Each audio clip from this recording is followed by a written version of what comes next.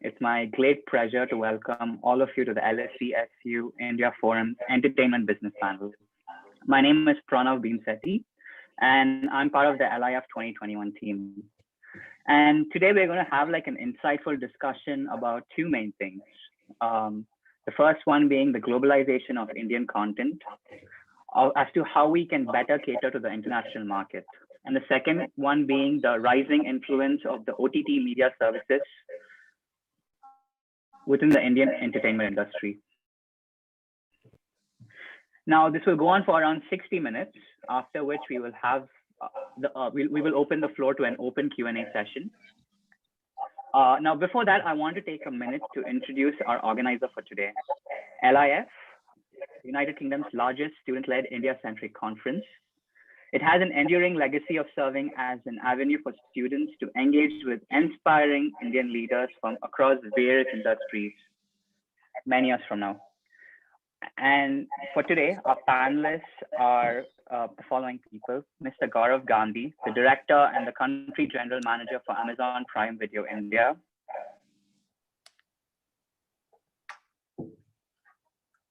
Hi, everyone.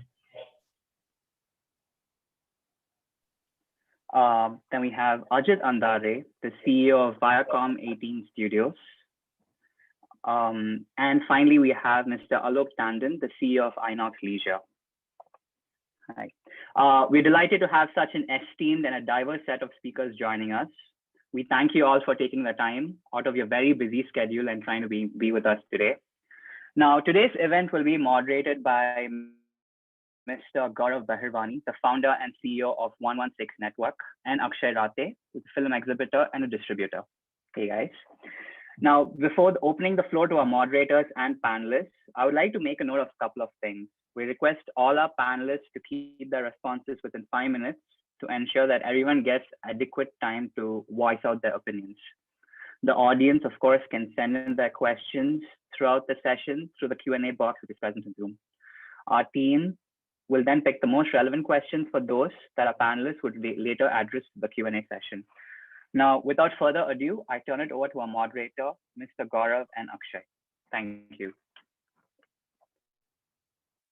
Thank you, Pranav. Good afternoon to all who've joined us from the UK, and good evening to our panelists and the others who are joining us from India. I have my co-moderator Akshay Rati with me today, and we're looking forward to a very interesting discussion over the next 90 minutes. Although Akshay did point out earlier, while we were just having a conversation, there are 3 Gauravs on the panel, so something seems fishy, but I'll leave that for your imagination. Before we kickstart our discussion, it's important to just take a few moments to reflect on the year that's gone by. Undeniably, I think 2020 was a year that changed the course of human history. I remember January 2020, Australian bushfires were dominating the news headlines, and we could see pictures coming out of Sydney and people wearing masks. And none of us really thought that those pieces of fabric would eventually appear in every city and continent of the world, right? And the humble mask became the emblem for the year, apparently.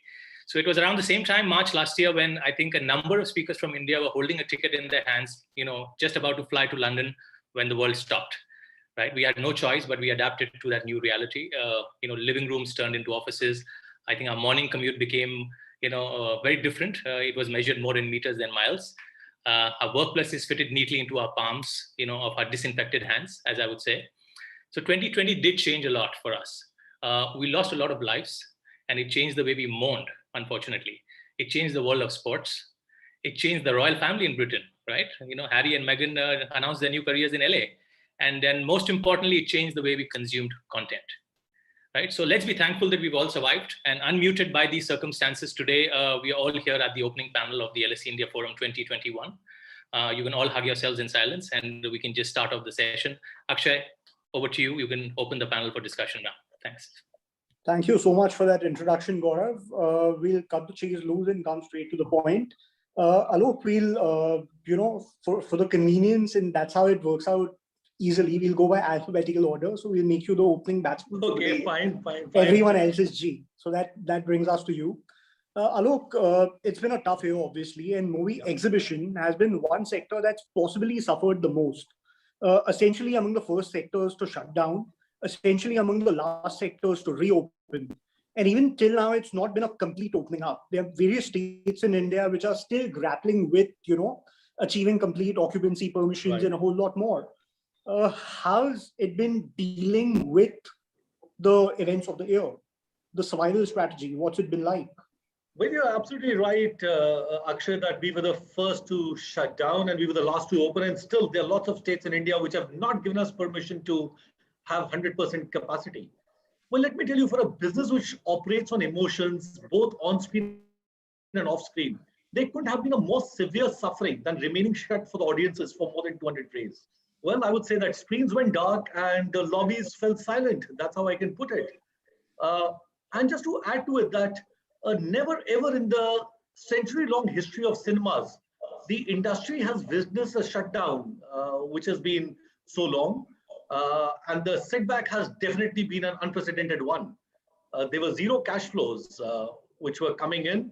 There was absolutely silence everywhere. And yes, everybody had to suffer.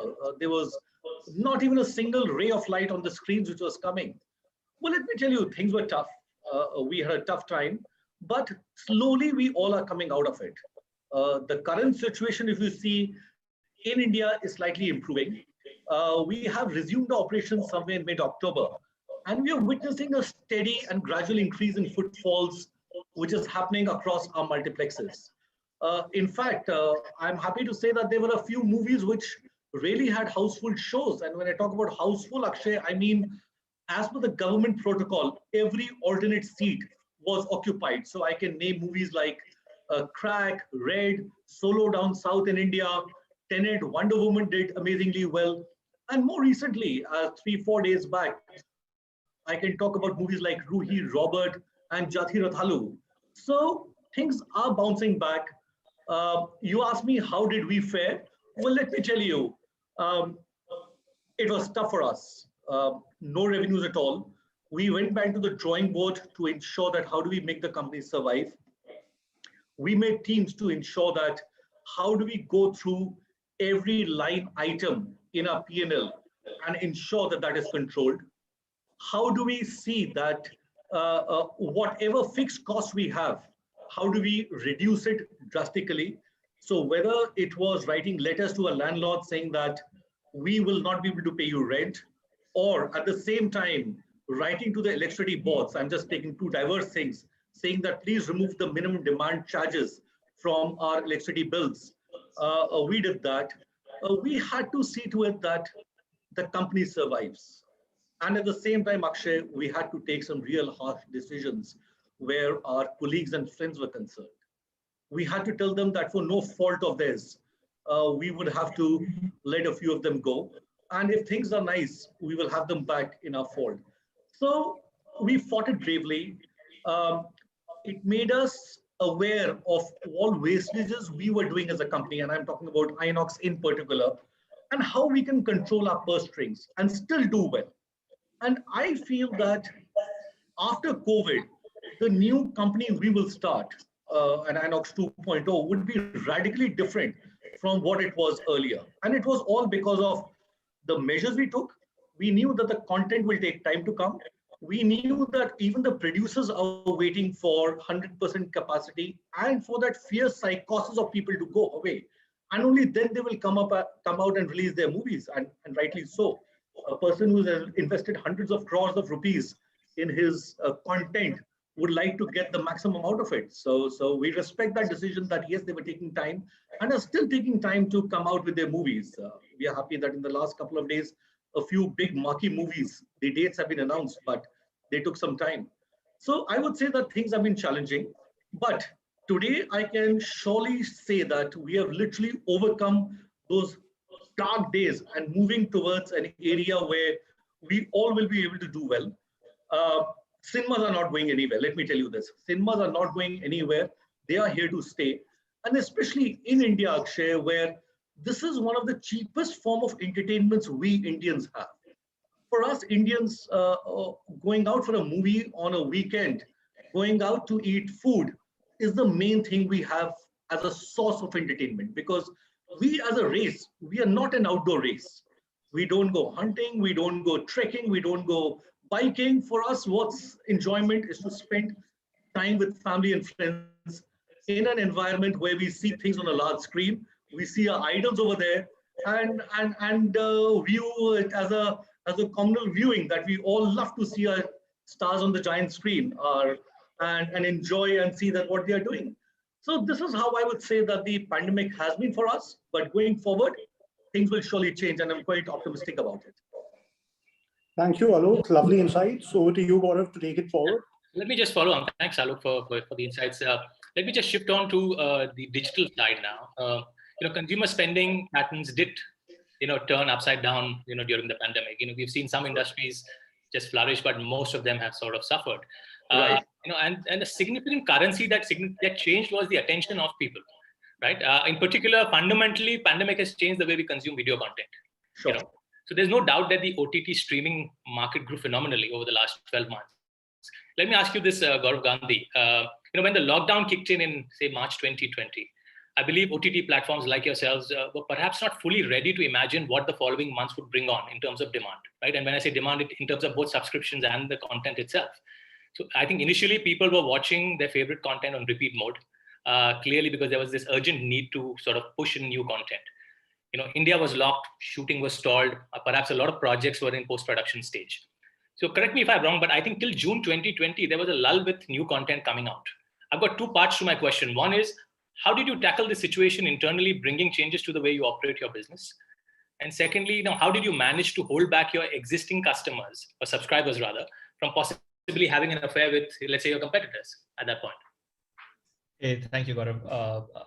I think it's important before we get to the stage of what happened during the pandemic to see, what the sector has been doing over the last few years and the tailwinds that the OTT or the digital video streaming space has seen in India.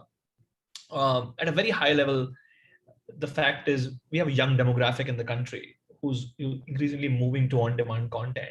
If you then look at ubiquitous mobile phones that become the screen of choice, especially in a single TV home market like India, where 95% homes have one television, this is the TV in the house for many, and their screen.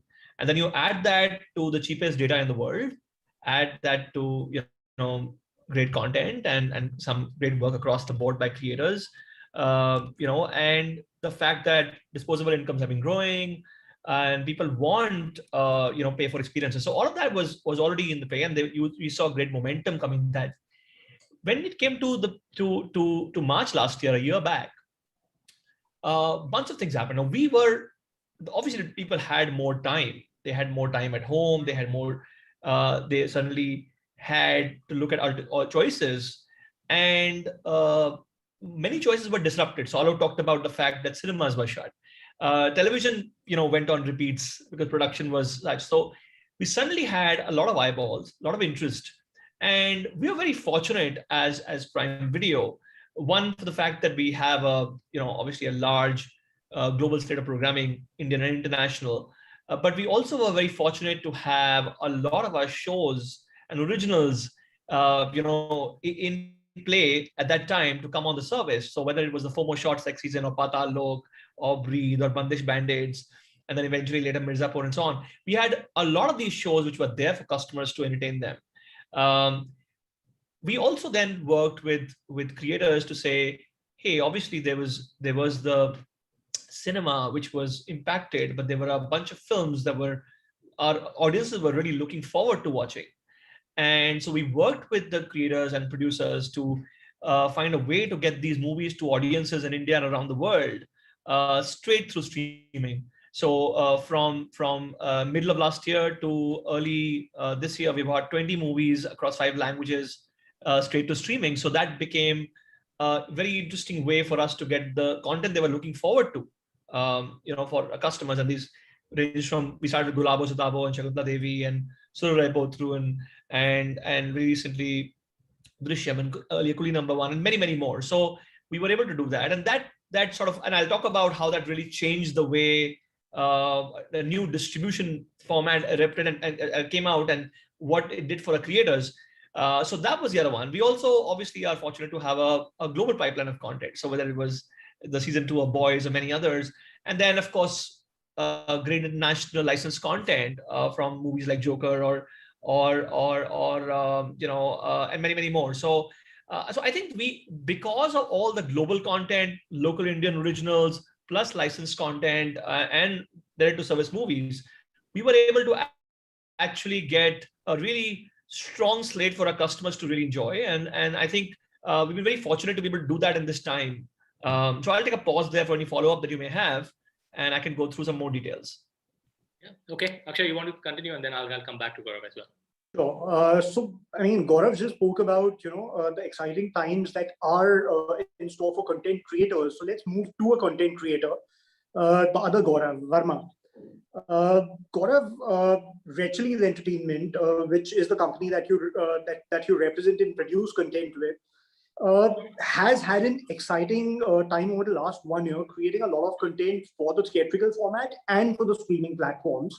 You've been flirting with both the avenues, and very successfully so.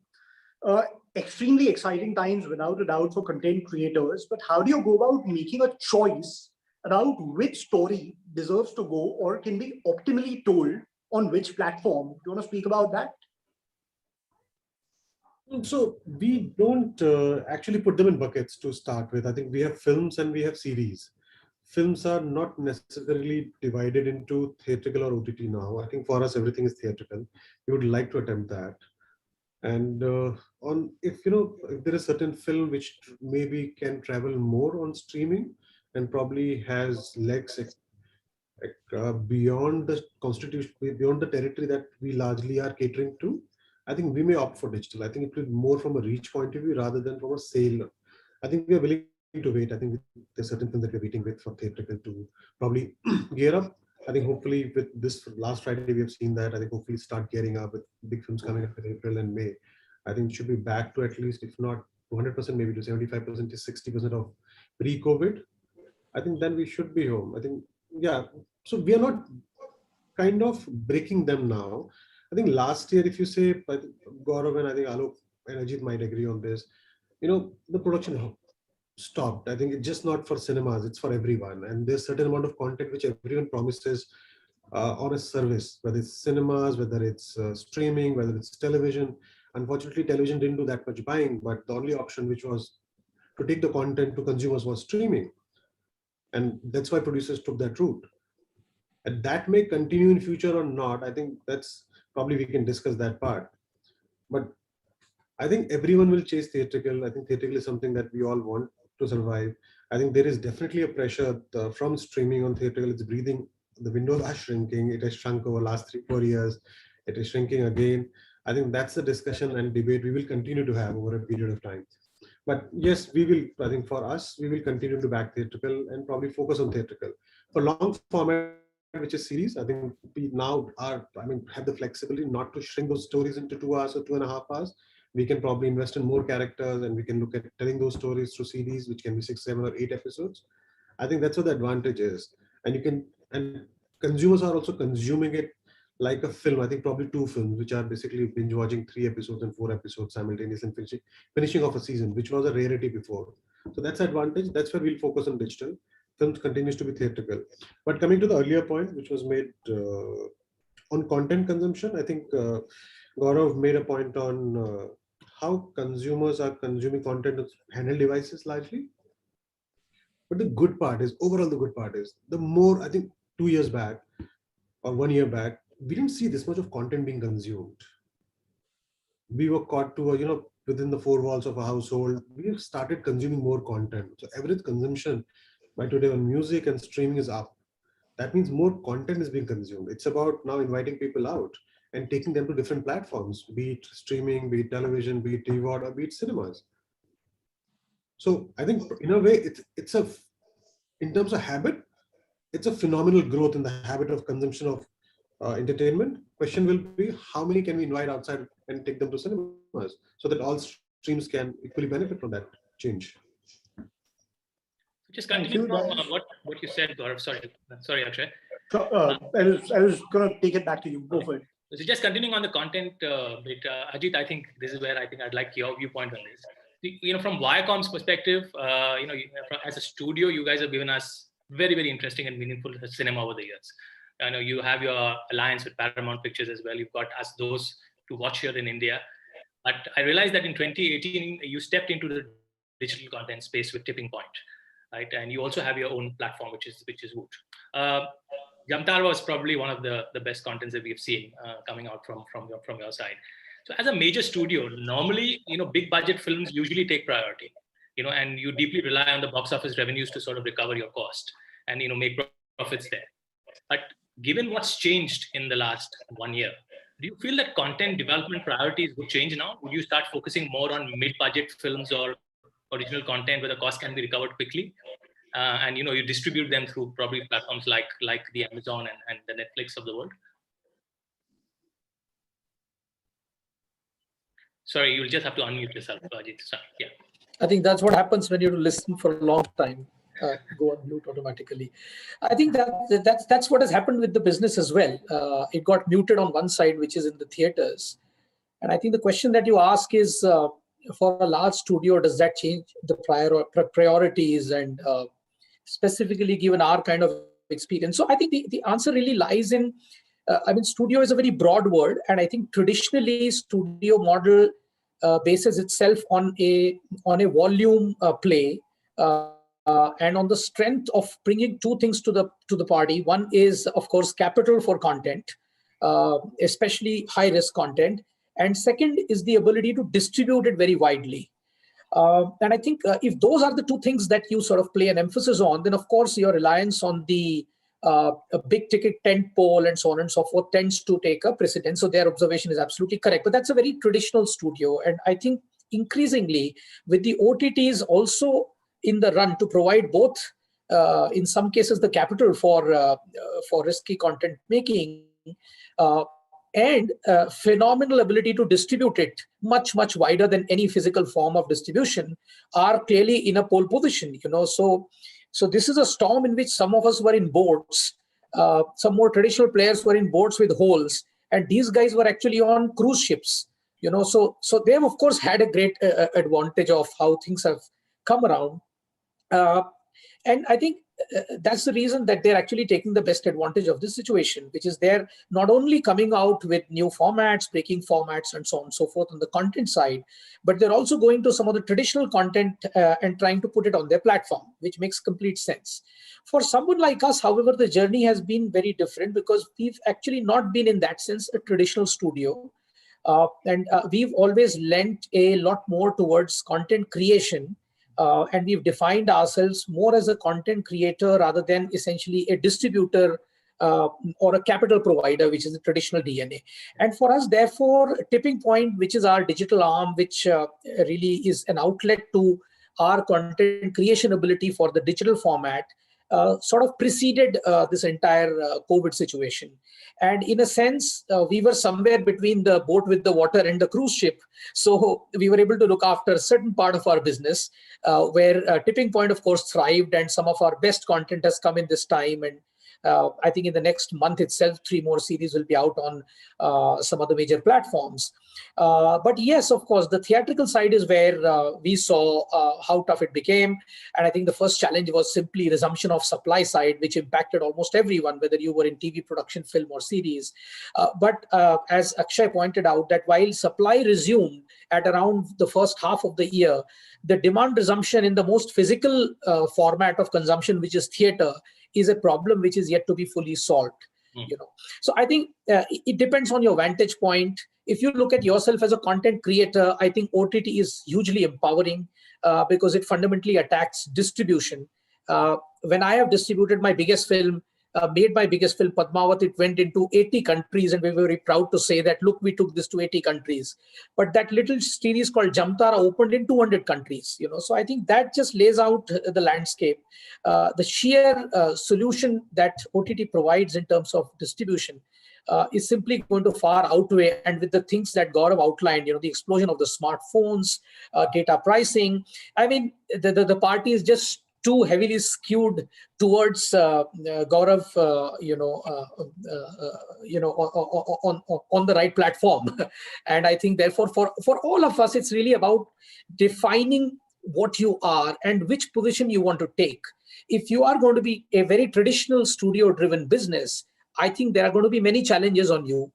because there are many contenders now to play that role. But if you fancy yourself as a creator and you have the ability to pivot your product and you are addressing your consumer, you will actually be quite the opposite, excited that look, OTT is providing you avenues of not only so many open formats of storytelling, which you can't tell in traditional cinema, but also providing you a great width of distribution.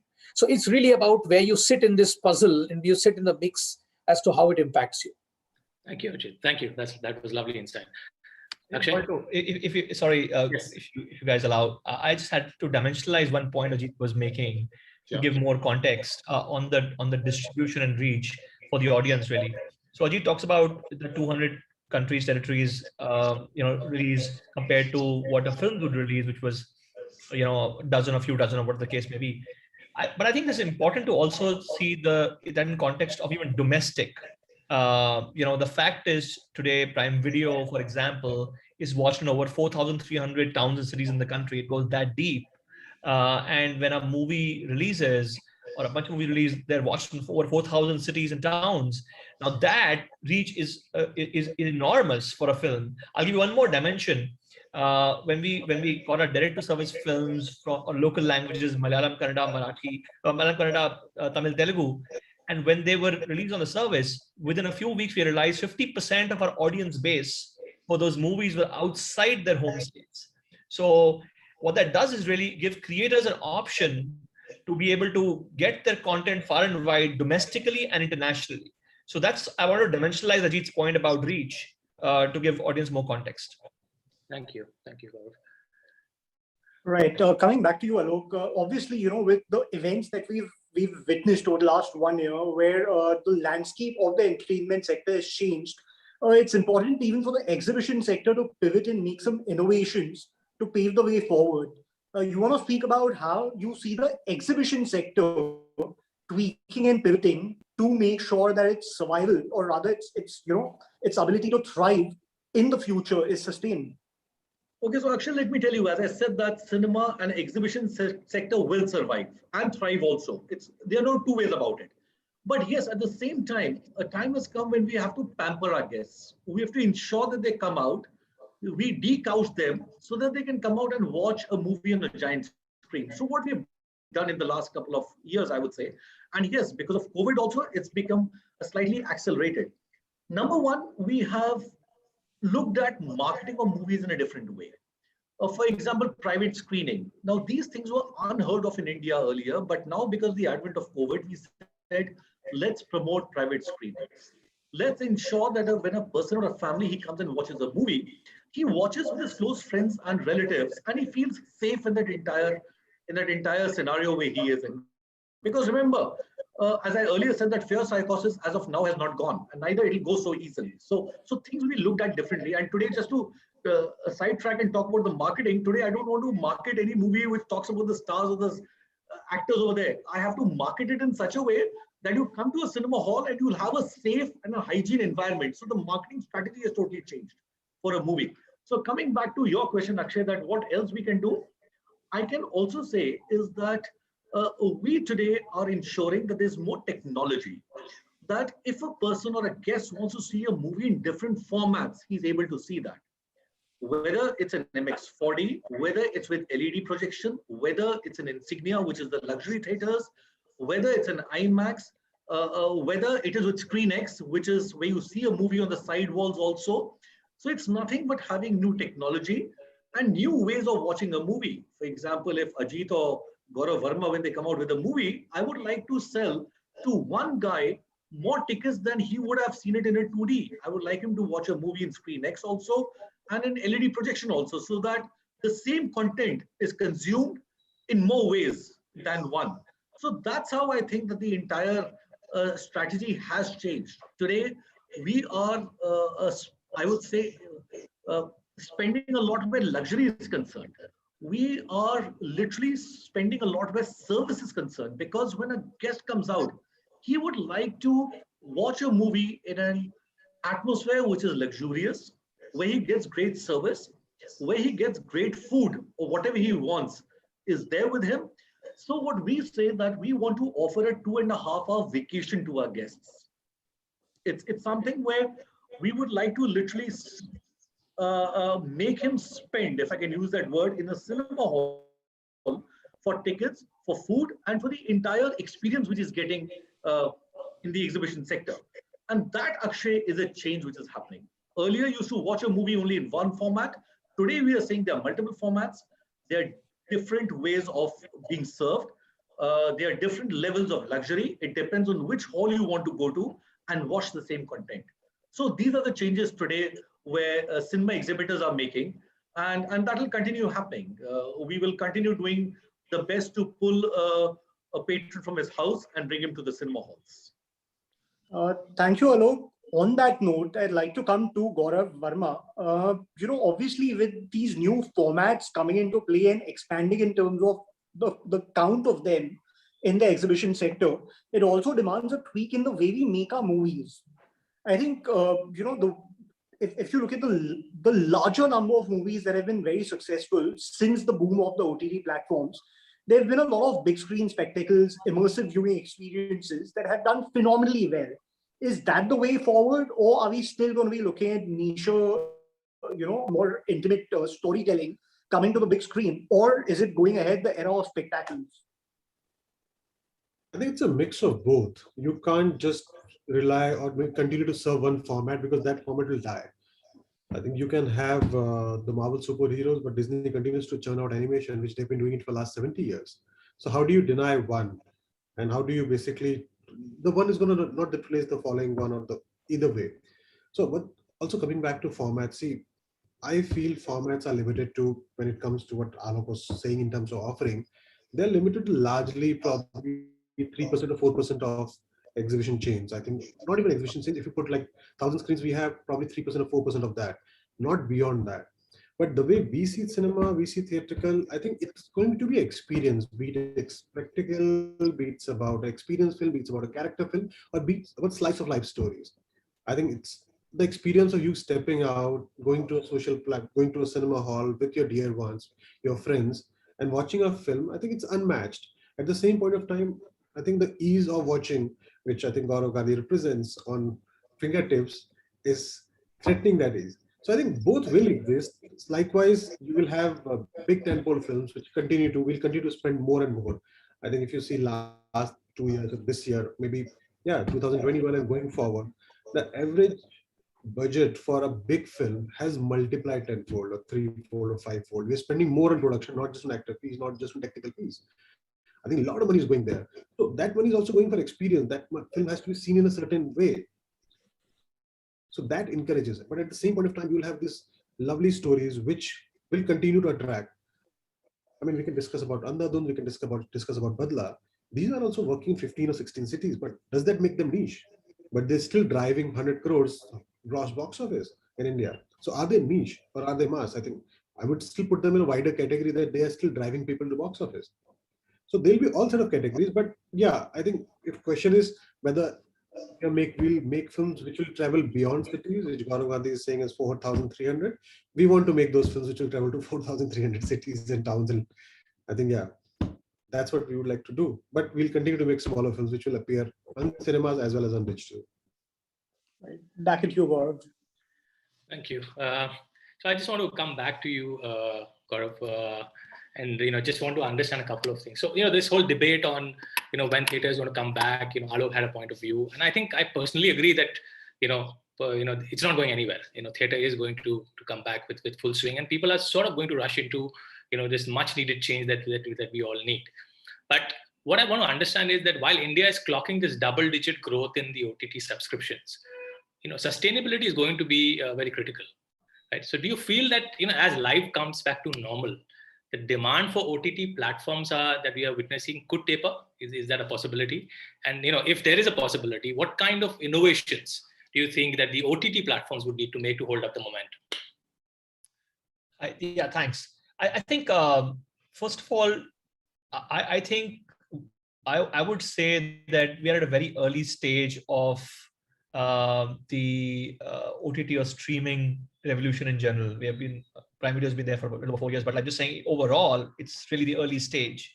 Where we sit from today, if you look 4 to 5 years out, I think there'll be as many people streaming content on a device of their choice as watching TV. So to that end, I think,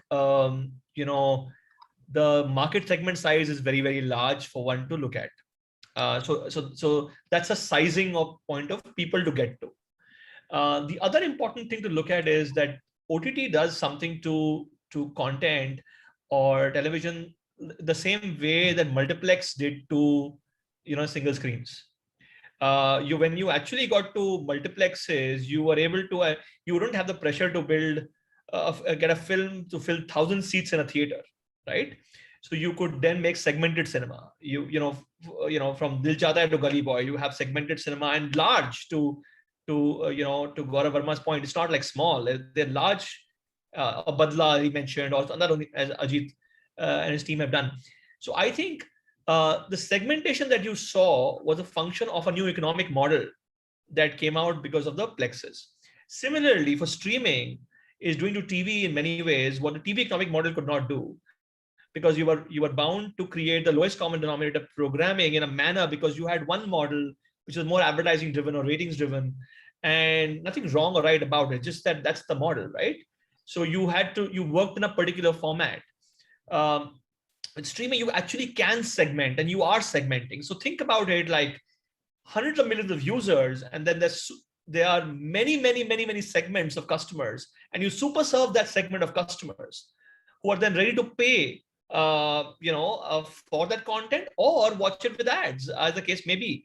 And the interesting point, as people have been talking about, is there's a space for cinema and streaming, and I agree there's a space for both. In fact, India is one market where it's an and market, not an or market. Like there are AVOD and SVOD, and there is cinema and TV and streaming and so on. There's an opportunity to grow across, and the pace of growth may be different. Like that's not the point here. The point really is so to your third point about viability and investment and what people are doing. I think people are doing different things. To our point of view, like we follow it in a very simple 5 or 6 ways to look at this, and how do we program for the country? How do we market for India? First is we are a local service in our minds. Like we are super local. We program in 9 local languages and English, so 10. When we talk about local, we are local. Our UIs are local. We have Hindi, Tamil, Telugu UIs for customers to watch. Then it's about content. Ultimately, people are coming to watch great content, and it's about creating local stories. It's about creating essentially Indian stories that people connect with, and then diversity of the country is to be factored in, and taste and preferences. Then we looked at and of course, and you have to be a home for talent, and you want to work with the best creators, you want to work with the best talent, and so on. This next opportunity we identified was that we talk about cinemas here, but the fact is, in a country as large as ours, which makes so many movies, 2,000 or something like that in a year, we have 9,500 screens. Our screen density is amongst the lowest in the world.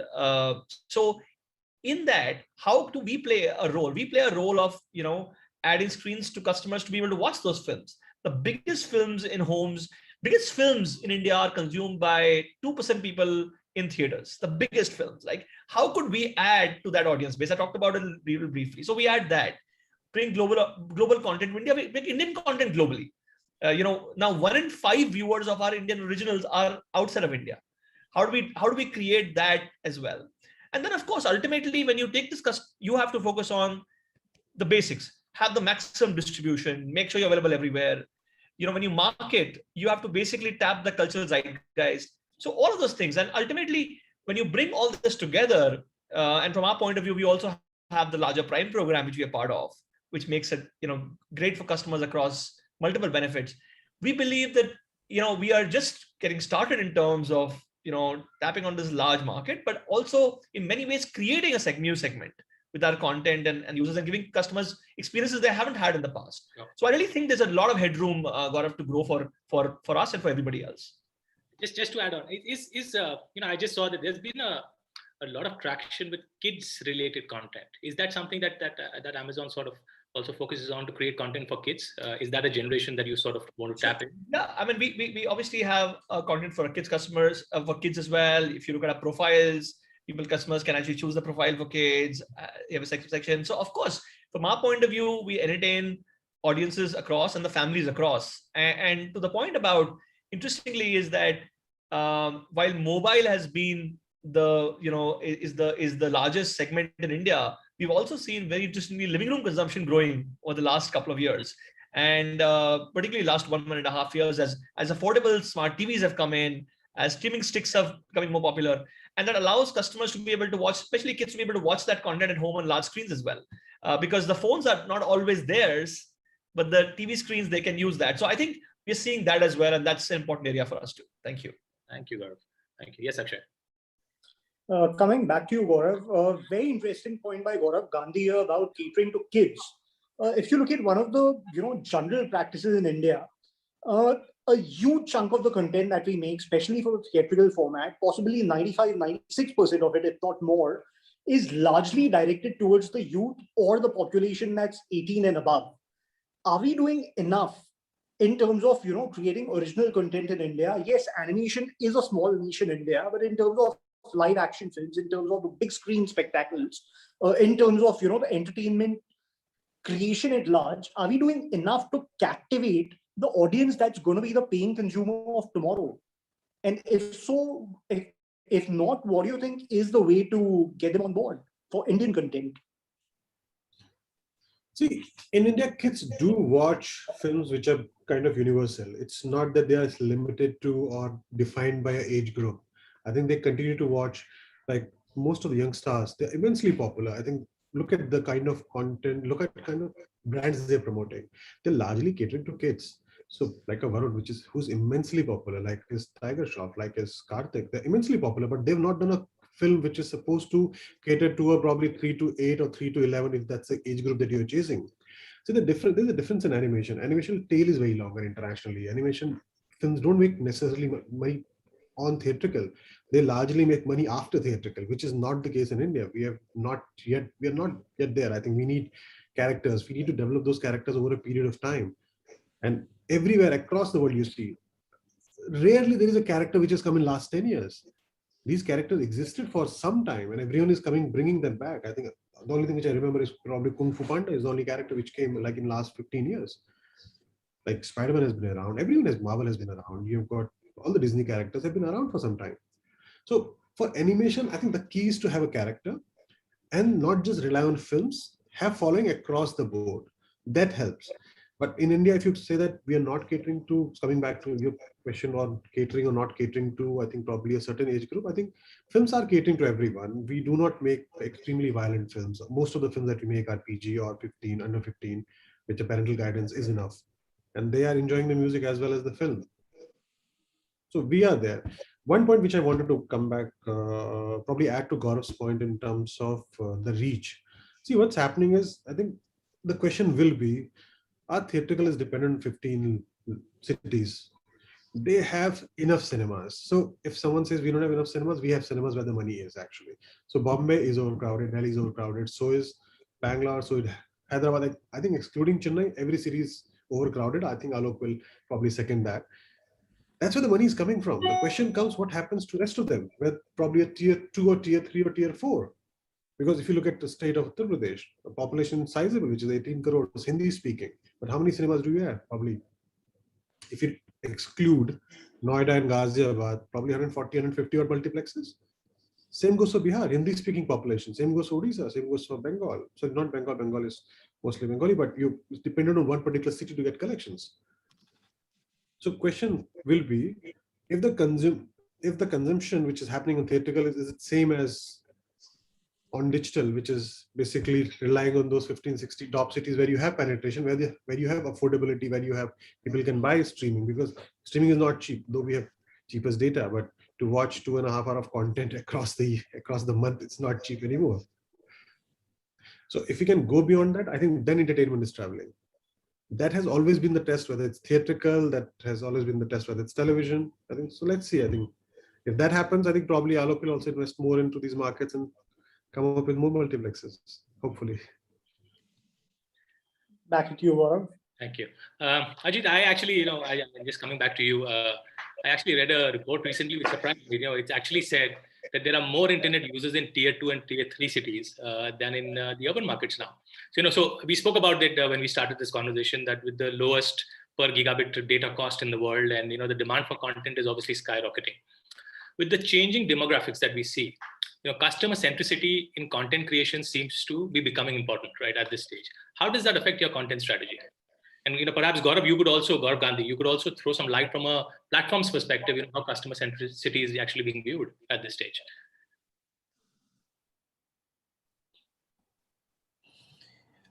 I think the biggest change that has happened is actually in being able to address this customer centricity in a completely new way.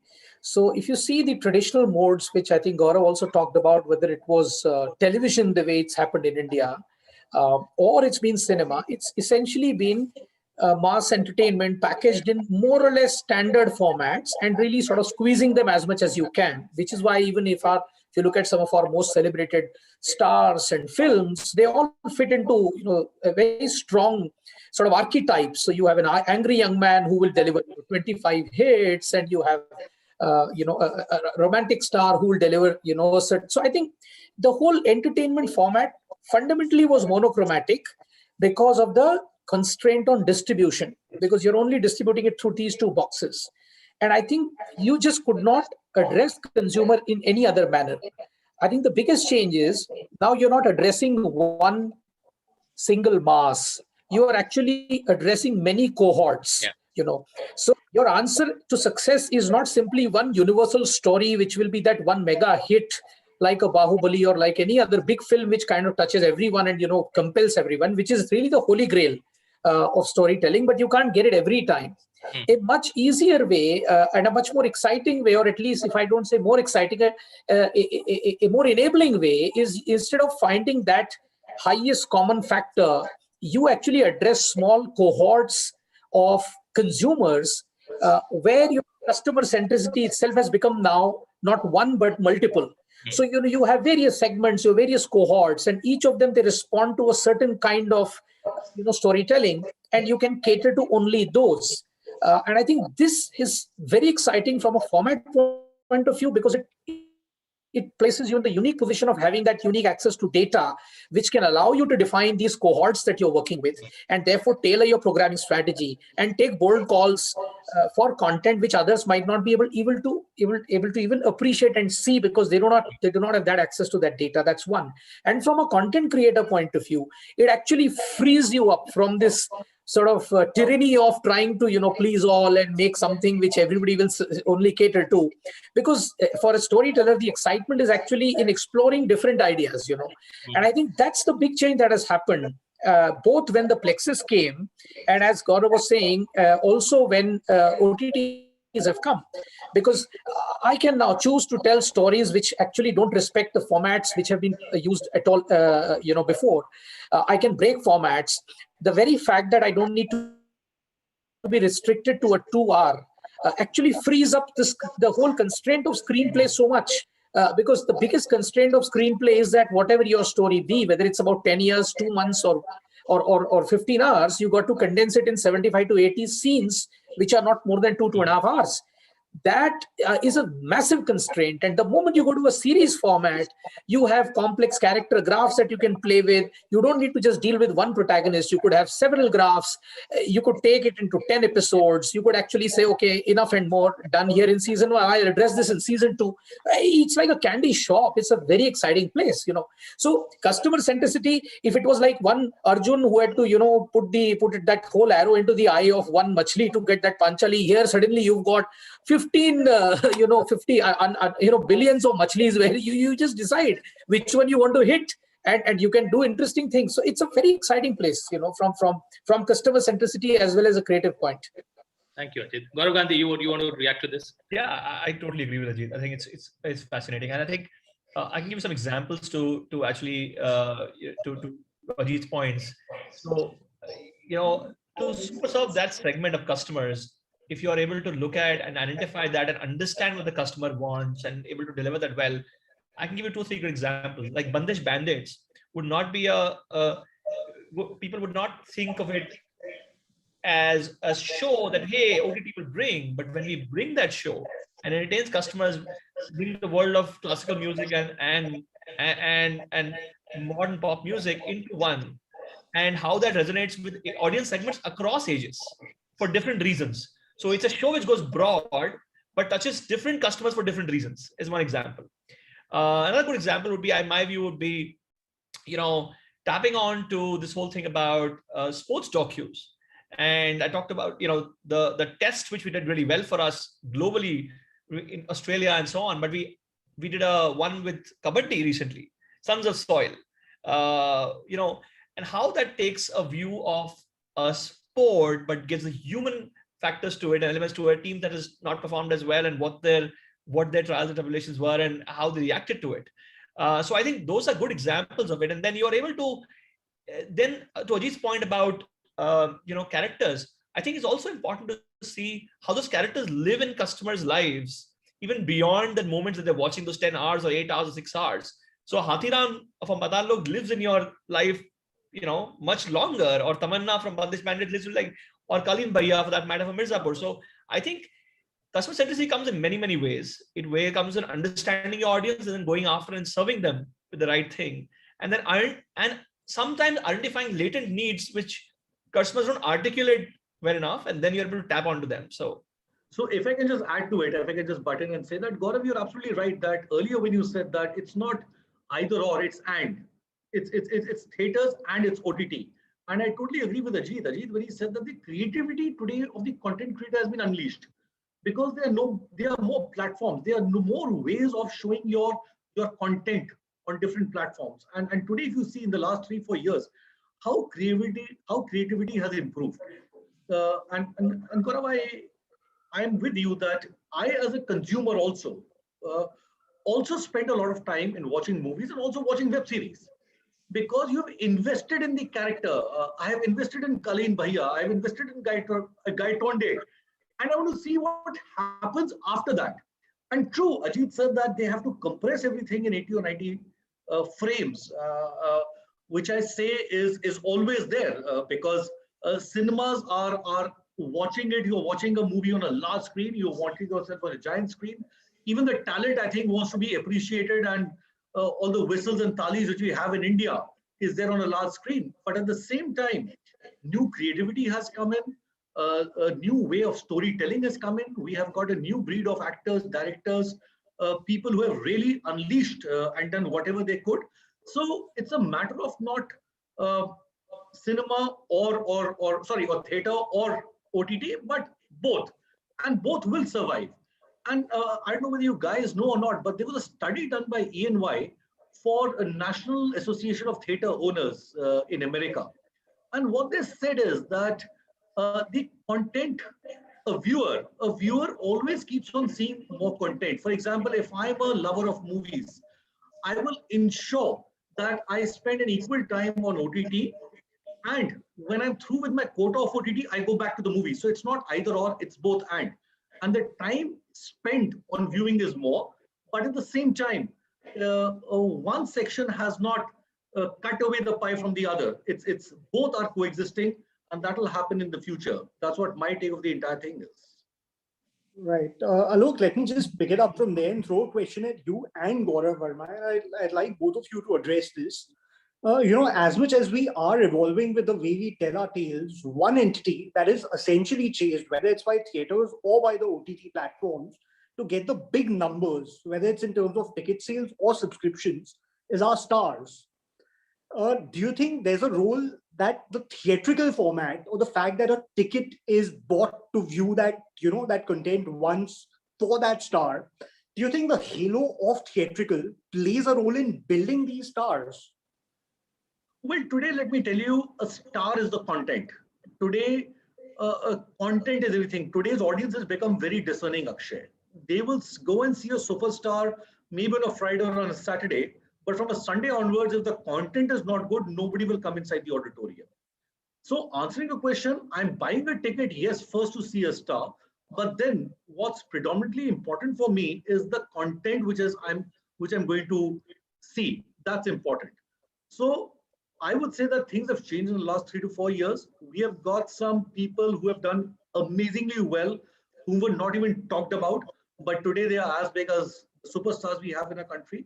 There are movies which Ajit said that started small, but then have done fantastic. Sui Dhaga, one of them. If I can talk about Uri, I can talk about Andhadhun, which Ajit talked about. So these are movies which people have liked the story.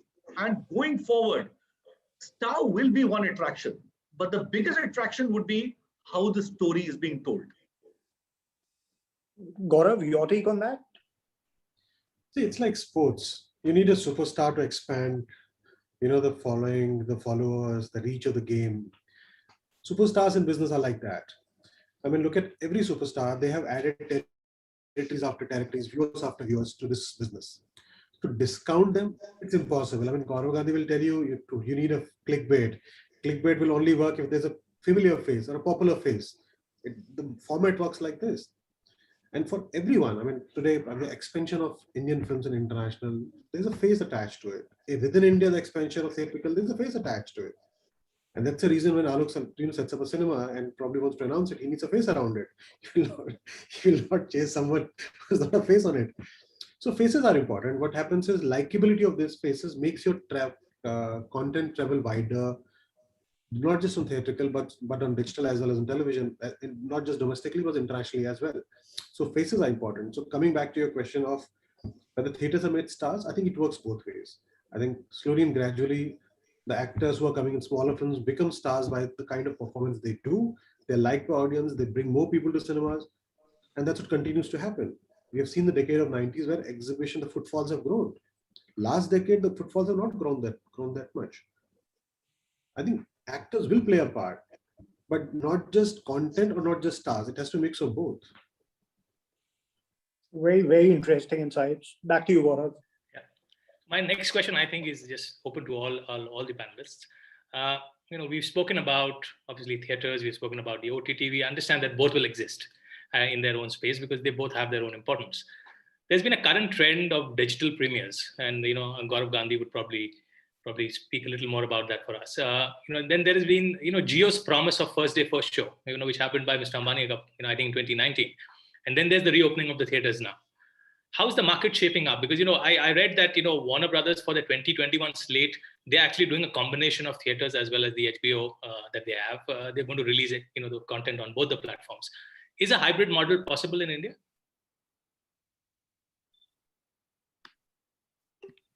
Who's the question for? Well, I'm open to all the panelists. I think all four of you can probably react to this. Well, hybrid may take some time, Gaurav, for in India to be successful.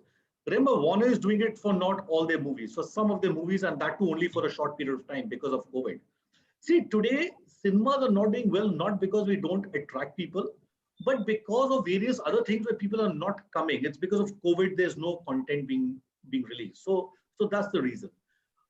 Today, I would say, if you say that going forward, you'll see a release on an OTT platform as well as on the same day in a cinema hall, that's too futuristic. That's my personal view. Ajit, Gaurav, and Gaurav Verma may have some different views on that, but I don't think it'll happen very soon in India. See, remember one thing. Today, we as cinema exhibitors have invested a lot in our property. And in the last couple of years, the entire way we show movies has changed. I don't think that any operator would like the same content to be shown the same day to a certain set of audiences who could have come to a cinema to watch it, but is today watching it from the environments of his own house. It's something where if you say that the same thing is happening in restaurants also, that you order on Zomato or Swiggy at the same time you can go to a restaurant. But remember, the revenue and whatever it is coming to that particular restaurant which is there. Here, though we have invested in the theatrical experience, I am not getting that patron coming in and he's getting it from he's watching it in his own house. Now, let me take a step forward and Ajit and Gaurav Verma can correct me if they feel like. Today, the maximum revenue which comes to a producer is from theatrical viewing.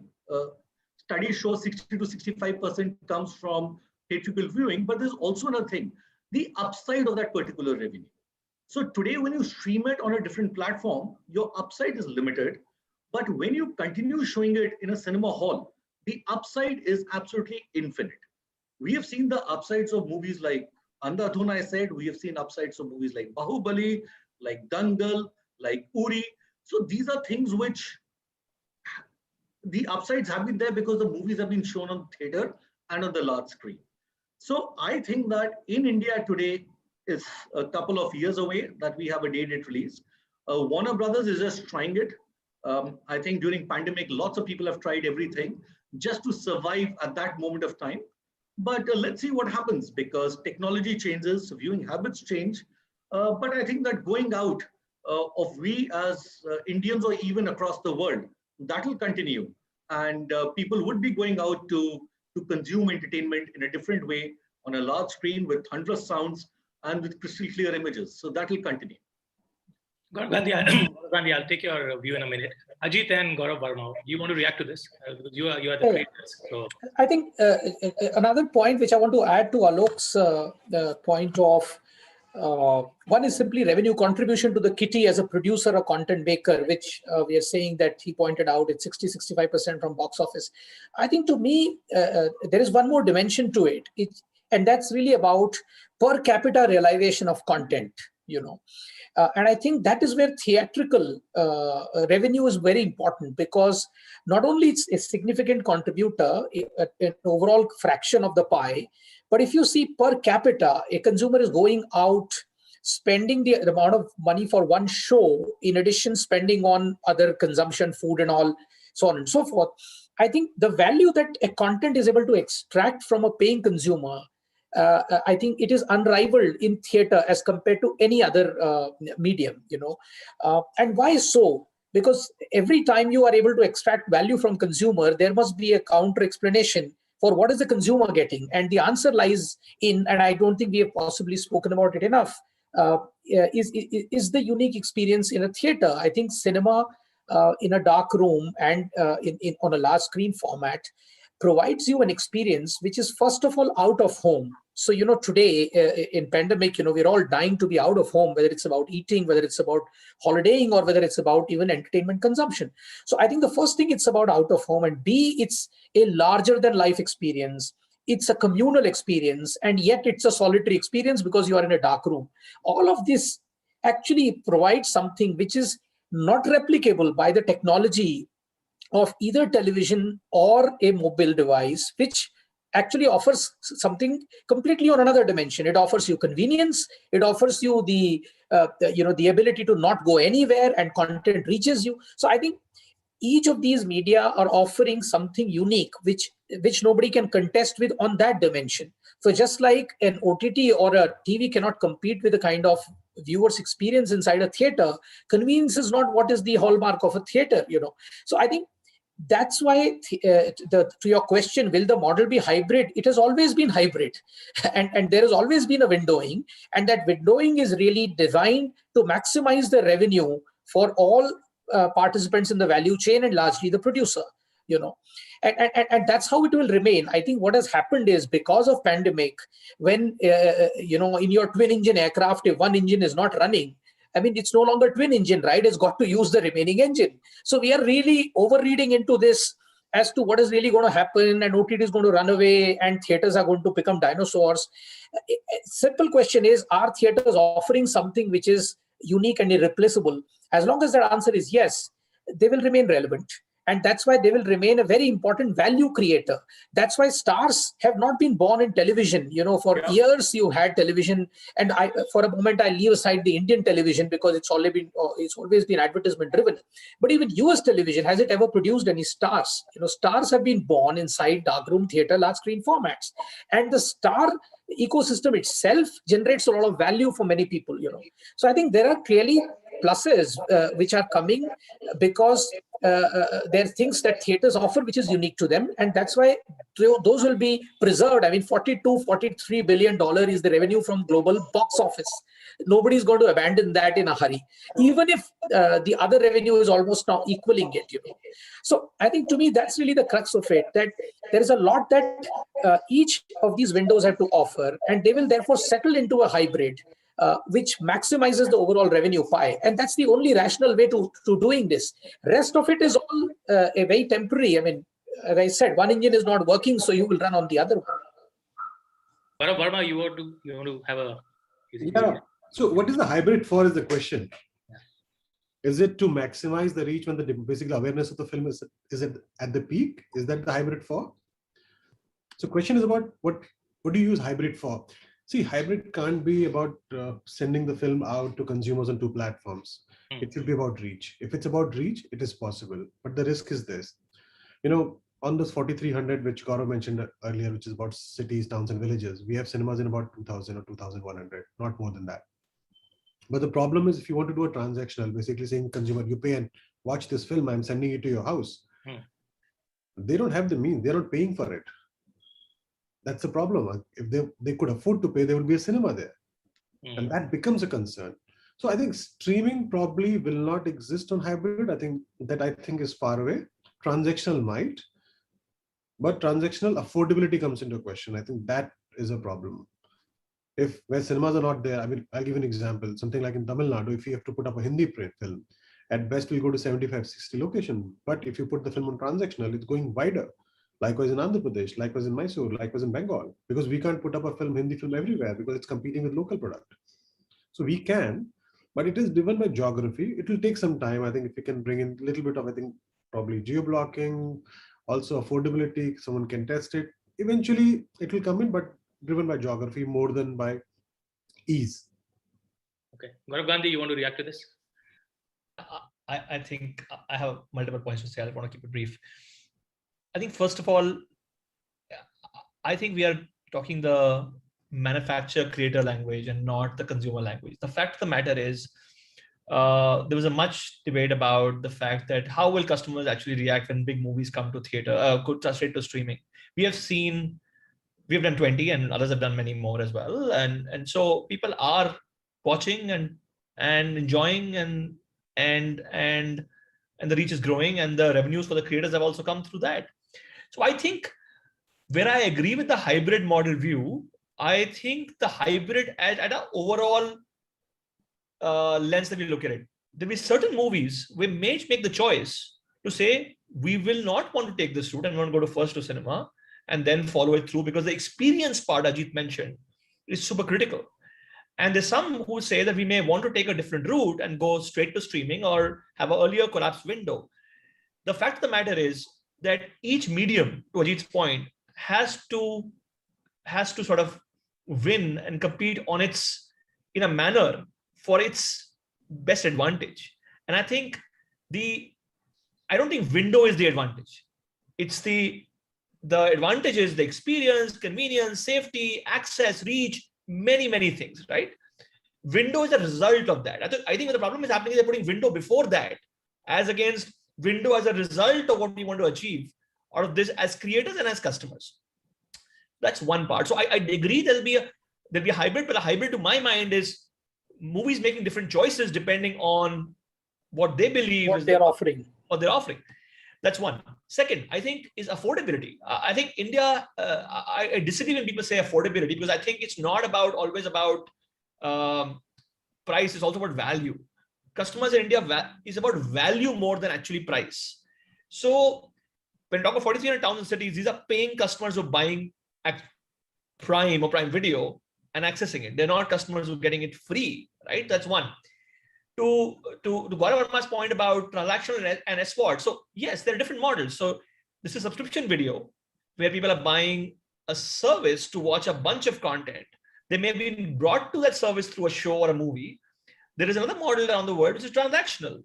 And I think it's not come to India in a meaningful way right now. But the fact of the matter is, if we look at 35 million people actually paying for tickets digitally today to come to cinemas, and look at the growth of just digital payments in the country, and look at the value that we could provide and tap on, there'll be creators who'll choose per capita revenue, saying I want to maximize how many customers can pay 400 rupees.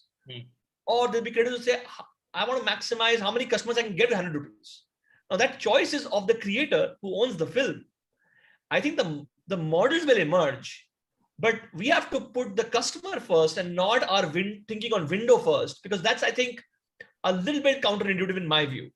I'm not saying, like I told you, I'm a believer that the market for and is an and not or, it's for both. But the lens should be the tapping on to the right, for the right reason. That's all I mean. Fair enough. That's a great point. Akshay. Can I say something on this? Go for it. Go for Sorry, Gaurav. Yes, please. So Gaurav, the fun part is, I think Windows, I agree with you on Windows. I think we should think from a consumer point of view. But what happens is that streams, basically what you're trying to do is you're trying to protect streams so that there's no overlap. Likewise, when you're working with, on your rights, you're also protecting a television window, right? Nothing is, I mean, television and streaming going together is also hybrid, which doesn't happen. So everyone is trying to do is protect Windows. The only point which I was trying to make was, even if when you're protecting a window, you can still benefit from a geographical reach where cinema does not exist. Maybe digital has given that reach to all of us, I think, which we never thought it will, because we could not uplink and download from a DTH. Or that's so right. Streaming is much easier. That's right. That was the point which I made. Fair point. Just one last question that I'll throw at all of you, and I'm sure all of you have different perspectives to it. There's one element in the room that bothers all of us, and that is something that that somewhere bites into the revenues that all of us make, whether it's exhibitors, content creators, or streaming platforms, and that's piracy. And that's an ongoing battle that we've been fighting, and it's been a constant battle with the pirates, where obviously the leakage of revenues is something that bothers all of us, whether it's the creators, whether it's exhibitors, or the streaming platforms. Is there a way to fight this substantially enough to make sure that the leakages of revenues are minimized, if not stopped? Any of you, feel free to go in, maybe all of you, because there would be different perspectives of exhibitors, creators, and platforms here. Whoever wants to go first.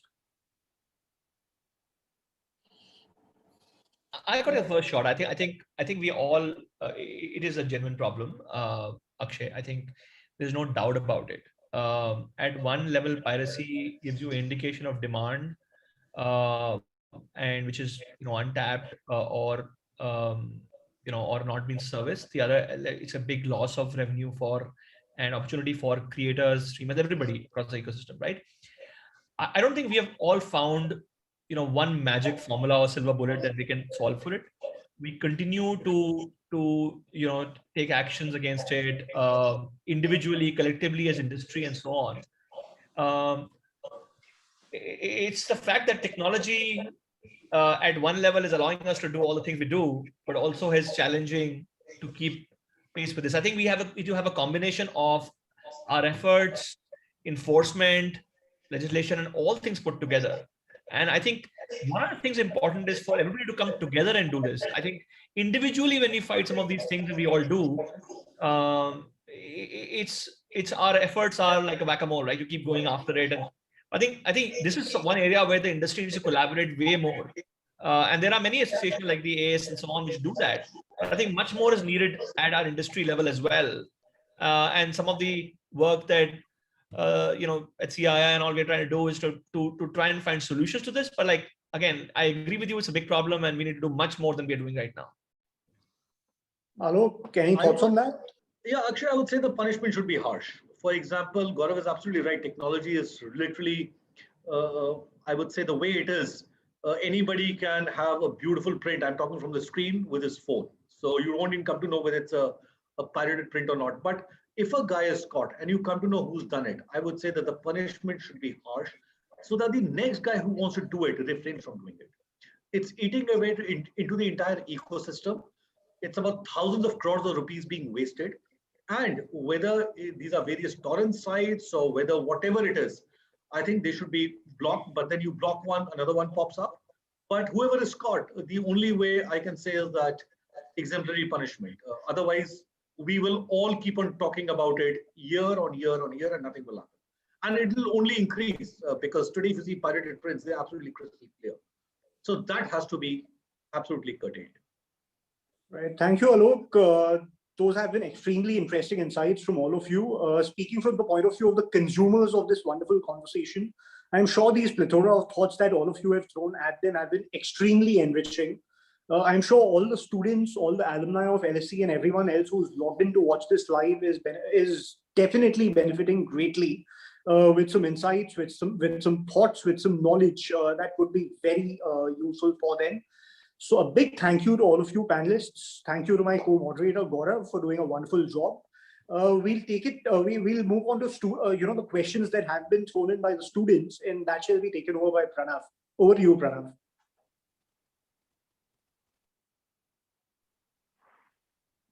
All right, thank you, Gaurav and Akshay, and all our panelists for an insightful discussion.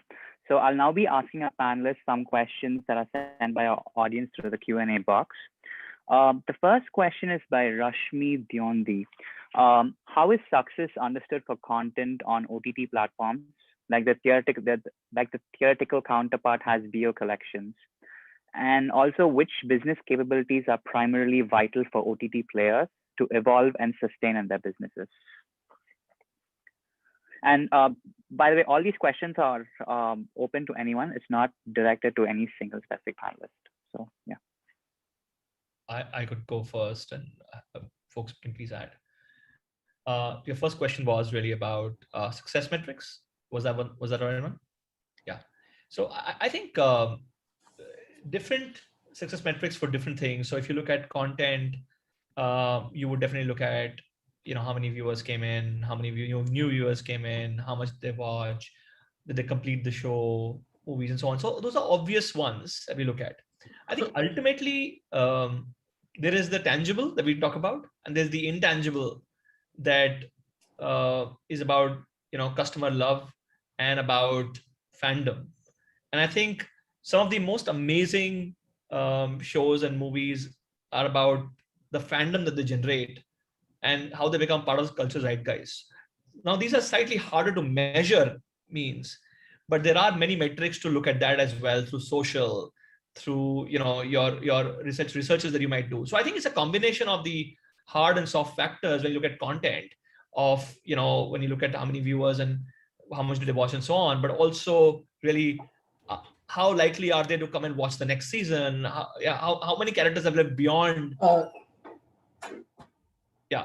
Have lived beyond from point of series and so on. So I think that's a combination. And I'm sure Ajit and Gaurav Verma can add from their point of view and their experience on, how they have looked at, their content on streaming services. See, if I get too many texts, I believe it's doing well because platforms are not sharing anything. If everyone writes to me saying that we saw it, I assume it's good. I think at some point of time, I think platforms should start sharing numbers because as creators, as producers, we would love to see how audience have reacted.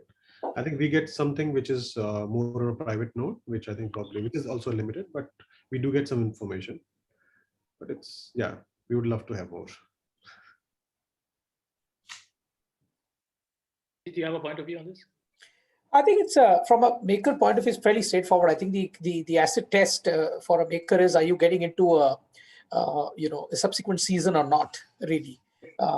Because I think if there is enough currency with the platform, then the platform clearly has found certain segment with which the show has resonated, and if not at a very higher level of matrix of measuring any entertainment, which is really the time spent in viewing per capita, even if it doesn't measure up on that, there must be some other measure because of which it's working with some cohort. So I think the test really is whether you are able to sort of get into subsequent seasons, whether you are able to get into spin-offs, whether some of those characters have been much loved. And I think that idiom is not different at all to how content has always been. If you are able to create, as Gaurav was saying, fandom or a universe which you can really milk, it's about how much can you milk the story, how much can you milk the characters. If you can do a lot of that, then I think your content has really succeeded. The stickiness. So I think that science is really not change in that sense, although some of our friends in OTT don't share as much about it.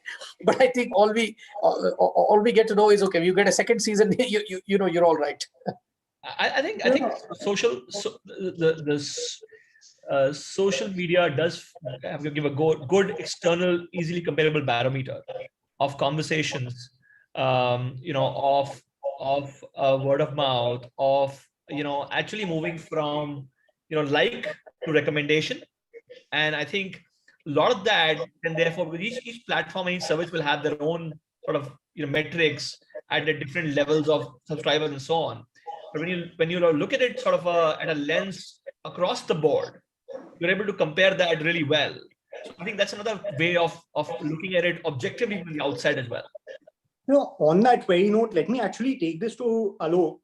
Alok, unlike, here we're talking about data in terms of consumption. And I guess box office numbers are possibly the most objective barometer there is for any kind of content out there across platforms, which gauges the number of viewers who have, access that content.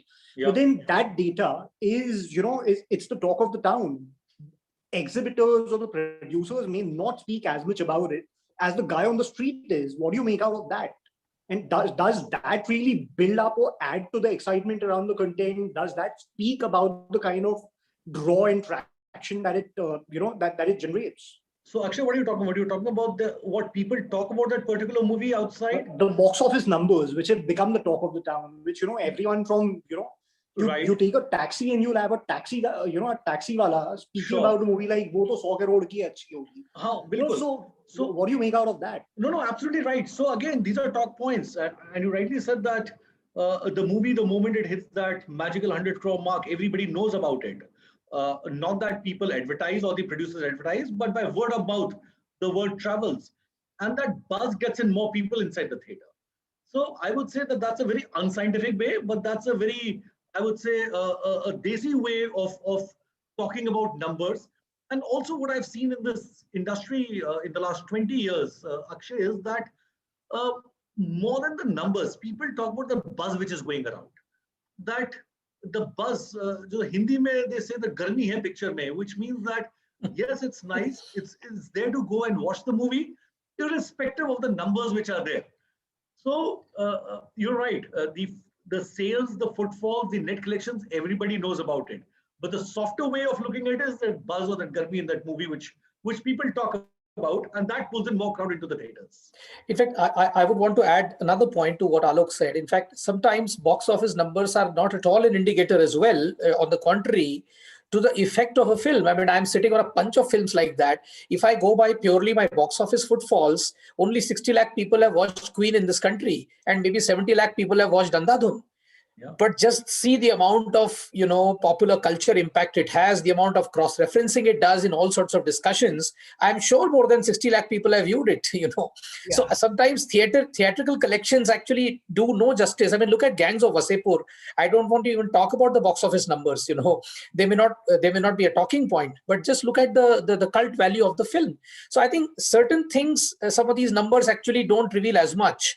And actually quite sort of on the contrary hide as to what the impact, the cultural impact and the love for that film is. Yeah, and I agree, Ajit, and that's really my point. I think what happens there is that you're trying to equate everything, you're going back to having the single currency for different segment of audiences, and that somewhere in my view is not a significant, it's not really a right metric for the segment that the movie was made for and what it did beyond. So I agree with you. I mean, there are certain sections of distributors who actually call it a flop. Can you imagine that? Some very, very traditional people, they say that it's a myth that film is a success and that film is a cultural icon. So I think it's a question of how are you defining value? And if you are going to peg value to only one or two parameters, actually, maybe you will undermine value. Yeah, okay, everyone's had a take on this. Gaurav Verma has been listening silently. You have a take on this? Do numbers lie? Numbers, I think, what do numbers reflect? It's about the interest in the film or a product, right? I think the platforms have a reason. I think when the film does well on platforms are also just like us producers are putting out numbers second day. It's not, look at last year. I think there are 3 or 4 films where numbers came the next day from platforms. So everyone loves to put out numbers. It's just a reflective of how well the film has been received, but irrespective of where the film is landing. It doesn't matter where the film is landing. Ultimately, it's about engaging with consumer, having the conversation, which Gaurav Gandhi earlier said. If the conversation is positive, I think it will continue to grow. I think that's what we care about. And numbers do help. It's not the numbers, they don't. I mean, if box office helps, streaming number helps, every other number helps, because it's an indication of where the film is going. That's the only way to measure it, because there's no way to measure a conversation. For the Garmi ka, there's no barometer. As I looked at, how do you put a barometer on Garmi saying that now measure Garmi? It's only conversation, and conversation should lead to a box office, whether it's streaming number, box office number, or any other number. I think that's the only way. Very interesting. Back at you, Pranav. Right. I mean, due to time constraints, and we do have a lot more Q&As, but there's one specific Q&A that we want to bring it forward by Gayatri Manglaville. This is a good one. So has the high demand of content led to the loss of quality? So OTT has distinguished itself from traditional TV serials by being a breath of fresh air that goes beyond the regressive content of TV. So how can the sector ensure that the quality of the content is actually not compromised? Open to you guys. Yeah. Ajit, you want to take this first? Yeah, I think it's a question of when you use the word regressive. My regressive could be your progressive. You know, I could look down upon Nagin and say how regressive, and another bunch of millions of housewives could actually get their kicks out of watching Nagin. So I think we tend to do this, which is my kind of content is greener or more progressive than your kind of content. I think content is best left to the cohorts or the segments that it is meant to appeal. That's how the Saas and Bahu serials are relevant to the television ecosystem. And please don't go and watch it. Don't go and watch it if you find it aggressive. Watch something else which excites you. So I think that's really about it's really about what content addresses which segment, and each segment, if it's going to label the other segment, it will find some unique name for it. Regressive is just one of them. Gaurav Gandhi, you want to take this? I think this is very apt for you. I think I agree with the point about labeling. I think Ajit makes a good point about what works for one may not work for the other, and so on. Though I do feel that in general, and it's not about a show, in general, the television, the currency, and the economic model led to more volume, and that led to the fact that we're churning out hundreds of episodes in a year, 300 episodes in a year, and then producing an episode in 1.5 days of shift and getting it out. Like, you can, if you have to do that, you will go towards volume over quality, because that model led you to do that. And I think what we were talking about earlier is that streaming in a way freed up from that model. You're not confined to that 22-minute episode, or have to make only like 200 episodes or whatever. There were times when broadcasters may not commission shows which were limited episode series, because like, hey, by the time we actually get ratings on this, the show's over. Like, how do we make money on advertising on it? Because the model was an ad-led model. So I think it's important to see the context in which that model has emerged, and not just to say like that, label it. And I think and the model in streaming allows you to do many more things, and Ajit spoke very eloquently about it earlier, and so did Gaurav. So I think therefore they're two different things. We are where we are. India never had premium TV like HBO, and Showtime was there in the US before streaming came. So we are seeing those shows in India for the first time on streaming. And again, that's function of the distribution and the television model that was there. So I think the context is important there before we start labeling it, which I think we should not on labeling point of view particularly. Yeah. Pranav, you can take one last question, and then I think then we can have the closing address. Pranav, do you want to go? Of course, yeah, yes. So the next question is by Jaydeep Pandya. So how has the pricing changed for the OTT content in terms of what you are buying? Would it say it's a buyer's market, or would you say it's a seller's market?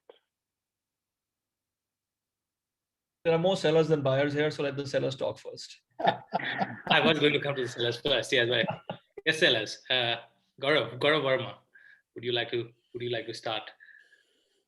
About the pricing? See, pricing is a factor of what revenue streams are doing. It's not that, just think of a situation, Alok will hate this. If theatrical starts crashing the way it was last year, OTT prices will not sustain. Till the time you have theatrical, OTT prices are there. So they coexist. And they will continue to coexist. And prices are largely based on what's the expectation from the product. If it's a premium product based on a cheaper price, it's not based on the cost. It's based on what's expected from the product. I think largely it's driven by that. And I think a buyer or a seller probably decides based on that, what you expect from a film to do. And if it does well, if you expect it to do well at box office or streaming or television, you'll probably figure out a combination of and come back to a actual price. I think that's how it is driven. I think so. Yeah. I think the pricing is not, the OTT pricing is not driven out of the exhibitor's balance sheet, as Gaurav Verma eloquently alleges. I think it is driven out of their own very strong balance sheets, which are really, focused at building categories. I mean, look at what Amazon is doing. Netflix is still a pure play content, but Amazon is actually building a very, very, complex proposition where you're bundling really so many advantages. And therefore, I think the pricing is really driven by their overall quest to build a completely different consumer behavior and a consumer, segment, which is they're almost building a new planet, and they have the balance sheet to do that. So I think in that sense, it's really both a buyers and sellers market. I say so because to the sellers, actually, there is a very strong option which is available, which is very well funded, and therefore, and typically, that's always been the bane of people in making content, that there has been never a guy who's got such a strong balance sheet to pay for it. There is in this case, and it's also a buyer's market because yes, I mean it's a duopoly overall if you look at it, and they're the only two people who are buying. So it's a happy situation at the moment. But I agree with Gaurav that with a lot of consolidation, the situation may not remain as happy as all of us are thinking right now.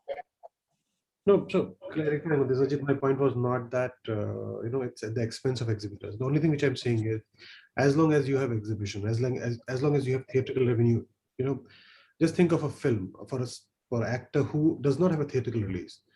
Do you get the same price? Answer is no. So what I'm saying is, as long as theatrical exists, the prices will be different. If theatrical does not exist, prices will be different. I think that's the only point which I'm trying to make. If 2020 unfortunately carries forward, the pricing is going to change for everyone. Your one stream is going to collapse, which is contributing to 60-65%. I think all I'm saying is that the pricing is determined more by the demand that the platforms are setting, and it's coming more from an inward ambition of building a certain consumer base and category behavior rather than the power or the availability of any other segment. But of course, I do concede that having another buyer does put a windowing pressure on these people, and you arrive at some kind of equilibrium. Also, probably you can add the word vacuum last year. I think vacuum of content, probably that will also led to pricing. Of course. Can necessarily be true in future. So I think, yeah. Gaurav Gandhi, you want to take seller's market or a buyer's market? It's time for him to pronounce the judgment. Not at all. Far from it. I think I see it in two ways. One is that the exciting part about our content business here is that there is so many creators, and the next hit can come from anywhere, and great content gets its price. So that's one part of it. So it's not about saying one creator saying I've got all the movies and this is my price, as against that's one. The second part of it is that from the services point of view, like ours, ultimately we're providing value to the customer at $999 a year or $129 a month, and long-term view of business. We are here to be able to say, how do we serve that customer with the content? So each of us will take decisions at that point which makes sense for our metrics that we look at. And I agree with Ajit to the extent that like the metric is, he's looking at his metric when he's selling, and I'm looking at mine, when somebody is making a decision to acquire. So I think it's not a straightforward thing of seller and buyer market. I think there are, at one end we say there are 40 streamers in India, and there are broadcasting streamers who get all the content from their parent cos in any case, and so on. So I think there are many, at least 10, 12, 15 streamers who have a lot of content, and I don't think it's either or really, in my view, at all, a buyer or seller market. I think it's a pretty good, healthy play across both, and it's very early days in the business, like I mentioned earlier. A long way to go for us and large customers base to entertain. Thank you, Gaurav. Sure. Thank you so much, Gaurav, Ajit, Alok, and Gaurav again for those lovely insights. These have, been very enriching. And if there's one key takeaway that I have from this conversation, it's the fact that in this whole matrix of streaming, theatrical, satellite, and everything else that's coming at us, if there is one winner in this whole equation, it's the consumers. Yes, there is the convenience of streaming that's coming into play. Yes, there is the unique experience of the theatrical format that is out there. And that will, as all the listeners of this conversation may have realized, result in a phenomenal, massive growth of the entertainment sector in India and globally. Let's hope and wish in the future that all of us here, whether it's the theaters, whether it's the streaming platforms, the content creators, and more so the consumers, win and get a good game out of it. Thank you so much, LSE, for having all of us over. Thank you, Gaurav, Ajit, and Alok for for your valuable insights, and thank you, Gaurav Bhairwani, for being a wonderful co-moderator. Thank you, gentlemen. Thank you, gentlemen. Thank you for Thank you, everyone. Thank you, everyone. Thanks a lot. everyone. Bye. Thank you, guys. Well, we would like to now thank all our panelists and our moderators for putting on an amazing discussion, and also for our audience for tuning in. We certainly gained a lot of insights, and thank you so much for taking your time. Thanks again.